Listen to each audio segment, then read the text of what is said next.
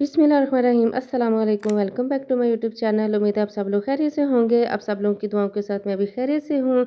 अल्लाह ताला आपकी सेहत में बरकत डाले, आपकी रोज़ी में बरकत डाले और आपके दस्तरख़्वानों को हमेशा वसी रखे। आज मैं आपके साथ इतनी ज़बरदस्त और इतनी ताकत वाली रेसिपी लेके आई हूँ ना कि ये बहुत मज़ेदार बनती है और आप सब लोग को बहुत मज़ेदार लगेगी और बहुत पसंद आएगी। मैं आपके साथ आज बकरे का मगज़ की रेसिपी लेके आई हूँ। इस रेसिपी को बनाने के लिए सबसे पहले आपने मगज़ लेना है। सबसे पहले मगज़ को साफ़ कैसे करना है, मैंने मगज़ को पहले फ्रीज़ कर लिया था। फ्रीज़ करने के बाद ये देखिए जी मैंने निकाला है। अब इसको नॉर्मल पानी के साथ हम इस तरह से अच्छे से वॉश करेंगे। अच्छा, जब आप इसको फ्रीज़ करके साफ़ करते हैं ना, तो इसके ऊपर जो ये वेन्स होती है ना रेड रेड, ये बहुत आसानी से निकल जाती हैं। ये इसकी बहुत ज़बरदस्त टिप है, इसको आपने ज़रूर याद रखना है। ये देखिए मैंने पानी के अंदर इसको डिप किया है। अब इसको हम फ़ौरन से ज़्यादा देर डिप नहीं करना, बस पानी के अंदर डिप करने के बाद आपने इस तरह से मगज़ को पकड़ना है और इसकी वेन्स इस तरह से हाथ से उतारना शुरू कर देनी है। ये जो रेड रेड होती है ना वेन्स, इनको हमने रिमूव करना है। तो जब आप इसको फ्रेश लेके आते हैं ना, तो इसकी जो वेन्स है तब भी निकल जाती हैं, लेकिन तब थोड़ी-सी स्ट्रगल करना पड़ती है। तो जब आप इसको थोड़ी देर के लिए इस तरह फ्रीज़ करके तो फिर इसको आप साफ़ करते हैं ना, तो ये बहुत आसानी से इसकी वेन्स रेड-रेड जो नज़र आ रही है ना, ये बहुत आसानी से रिमूव हो जाती हैं और आपको ज़्यादा स्ट्रगल नहीं करना पड़ती। ये देखें आपके सामने है, फ्रीज़ किया हुआ मगज़ है और इसको पानी में भी डिप करना है और साथ ही आपने ये देखें जी माशाल्लाह कितना अच्छा हमारा जो मगज़ है वो साफ़ हो चुका है। सॉरी, हमारा मगज़ नहीं, बकरे का मगज़ साफ़ हो चुका है। ये देखें जी मैंने दोनों मगज़ अच्छे से साफ़ कर लिए हैं।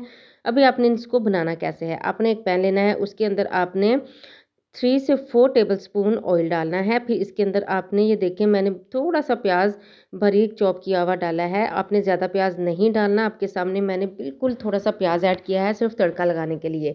अब इस तरह से जब हल्का-सा गोल्डन होने लगेगा ना प्याज़, तो आपने इसके अंदर बिल्कुल छोटा टमाटर लेना है और टमाटर का एक हिस्सा छोटा टमाटर का उसको बारीक कट करके डालना है और 1 से 2 अदद हरी मिर्च डाल देनी है। फिर आपने थोड़ा-सा इसको पकाना है और इसके बाद आपने इसके अंदर नमक ऐड करना है और साथ ही आपने लाल मिर्च का पाउडर ऐड करना है, थोड़ी-सी हल्दी ऐड करनी है। इसके अलावा आपने इसके अंदर और कोई मसाला नहीं डालना। अगर आप ज़्यादा मसाले डालेंगे ना, तो जो मगज़ का अपना टेस्ट है ना, वो ख़त्म हो जाएगा। तो सिर्फ़ नमक, मिर्च और हल्दी, इसके साथ आप ये मगज़ को रेडी करेंगे। ये देखें जी मसाले को अच्छी तरह से मैंने भुनाई कर लिया है, टमाटर को भी अच्छी तरह से ये देखिए इस तरह से हमने जब अच्छे से मिक्स हो जाएँगे ना मसाले के अंदर टमाटर भी, तो समझो जी आपका जो मसाला है वो रेडी हो चुका है। अभी हम इसके अंदर ये धोया हुआ, साफ़ किया हुआ मगज़ ऐड कर देंगे।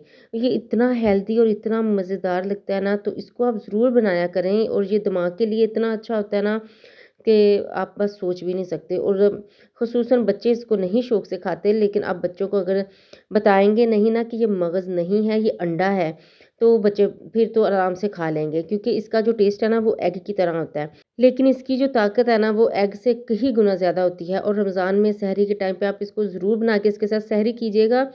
सारा दिन इतनी ताकत रहेगी ना। और रमज़ान में ज़ाहिर बात है रोज़े रखने होते हैं, तो हेल्दी चीज़ें भी खानी चाहिए ताकि ताकत भी रहे और रोज़ा भी अच्छे से गुजर जाए।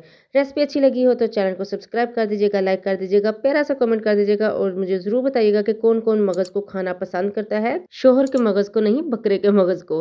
मिलते हैं नेक्स्ट रेसिपी के साथ। अल्लाह हाफ़िज़।